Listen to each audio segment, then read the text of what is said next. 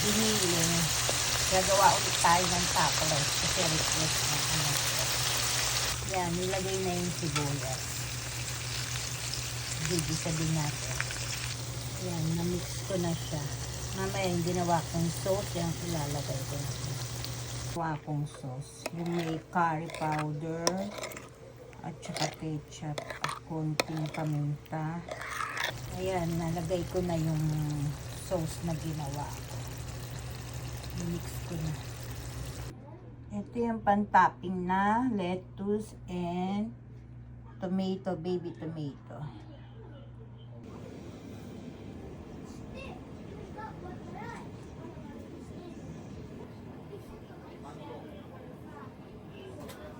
Ayan, nilagyan na ng tabasco na maanghang at powdered cheese.